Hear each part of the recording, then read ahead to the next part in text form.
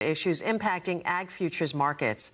Member of the Senate Ag Committee, Senator Roger Marshall, gave the opening remarks yesterday morning to start off this conference, and he joins us now for an update. Senator, always a pleasure. Thank you so much for taking the time.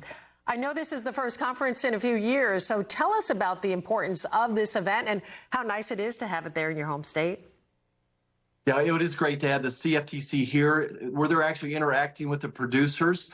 They're so important as far as it goes to overseeing the futures markets, which are vitally important to my producers. Look, my dad used to say that farming was the biggest gamble there was in life. He was a fourth generation farm kid. And what the CFTC does is give us another tool in the toolbox for risk management. All your listeners understand the importance of crop insurance, the Title I programs, the ARC and PLC programs, and a farm bill. But the CFTC gives you one more risk management tool that you can use when you're out there trying to get that operation loan. So doing some good education here. Right now, some of our producers are a little bit scared of using the CFTC, using this futures market. It's complex. So we're trying to explain it to them and also make it give them more confidence in those markets as well. Well, it sounds like, Senator, your message there, education, a big part of that. Your other message to the producers and farmers that are there, being there firsthand and getting one-on-one time with a lot of them. What's your message as far as the ag markets are concerned? Well, there's plenty of things in the uncertain category. Let's move what we can into the certain category pile. So when you're planting a corn crop here in the very near future, if you can go ahead and lock in a price that you're happy with come harvest time, and you take that to your local banker and say, look, I got my crop insurance. I don't know of any bank that will loan money on an operation loan without crop insurance. Here's the Title I funding that would come into place as well, and then use this CFTC product as well. What I'm really excited about is taking the CFTC out to my community banks, to my ag credit institutions, to the big co-ops as well, and making sure that those people in ag retail understand it, and they can give even better advice to those producer owners in the co-ops as well. Obviously, crop insurance cannot be understated, Senator. A lot of uncertainty, as you mentioned, geopolitical unrest. Boy, that seems to only be getting stronger. What needs to happen to ensure the health of the ag value and the supply chain? Well, looking on the world stage, the biggest threat to commodity prices are these wars that you mentioned, whether it's Ukraine, the Middle East is a powder keg waiting to go off.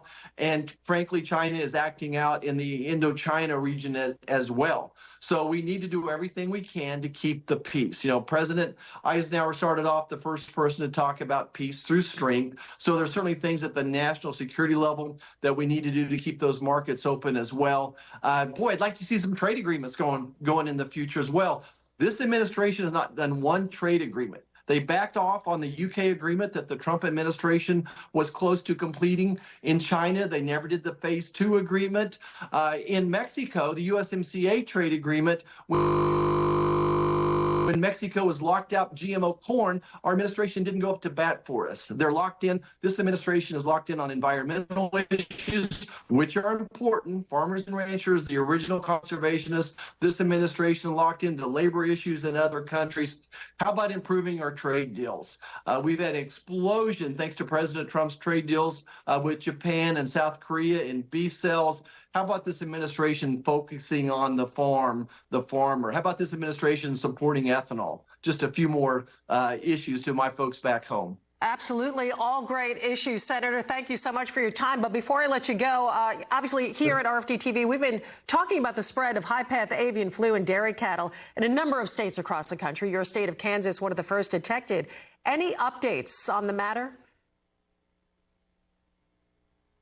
I believe we have lost. So obviously I'm a physician taking care of thousands of people. We still hear Suzanne. Yeah, I'm a I physician. got you. We Sorry, taking care Senator. of thousands of people. Yeah, so I'm a physician. We've taken care of thousands of people with this virus. What we do know about this virus is we've only seen it in Kansas in milk cows. Pasteurization kills the virus.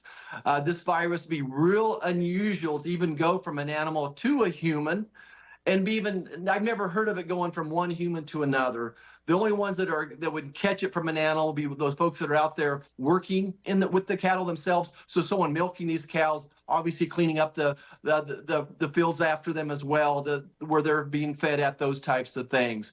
So I don't want to overblow the situation. Sure, we need to pay attention to this.